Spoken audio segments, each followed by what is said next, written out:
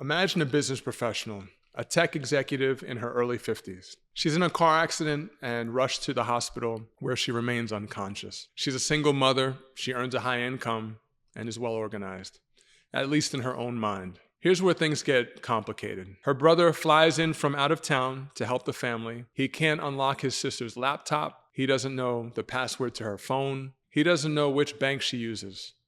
He doesn't know who to call, her financial advisor, her estate attorney, no one. It takes the tech executive's brother over 3 weeks just to begin sorting things out. Fortunately, she makes a full recovery, but she comes to this realization. I thought I was prepared, but I never stopped to think, what if I'm not the one able to make decisions? A big part of being prepared is knowing that if something happens to you, your loved ones aren't left putting a puzzle together during what could also be an emotionally difficult time. If we haven't met, my name is Mike Daniels. I'm a wealth advisor dedicating to helping busy professionals pursue their financial independence as early as possible. So why does this matter? Your financial life isn't just on paper.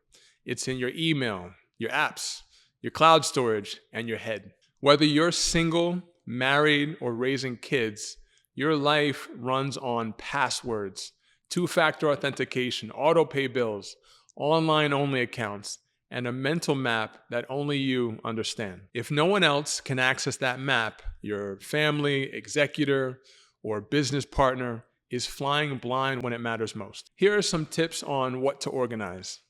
I recommend creating a secure, shareable, in case of emergency file that contains information about these essentials. Financial accounts, bank, investment, retirement, credit cards, estate documents, will, trust, powers of attorney, medical directives, digital access to items such as a password manager login, such as LastPass or 1Password, two-factor authentication backups and recovery codes, phone or computer passwords. So for example, cloud accounts, Google Drive, Dropbox, iCloud, monthly payments, mortgage, utilities, streaming services, advisor contacts, your financial advisor, attorney, CPA, and more. Consider these action steps.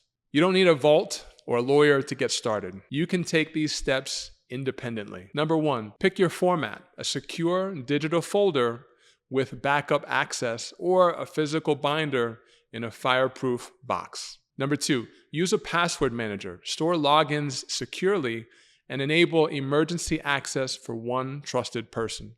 Number 3, document your digital security info, list authenticator apps, recovery codes, and device info on your system. Number 4, write a short read me first guide. Tell someone where this information is and how to use it. Number 5, share it with 1 or 2 trusted people, not everyone, just the right someone. If someone had to step in for you tomorrow, could they do it? Would they know what to look for, or would they be stuck guessing? Consider starting small, but start. Organize one section of your life this week. If you'd like a checklist or help creating your own in case of emergency file, message me directly and we'll set up a time to talk. Thanks for watching.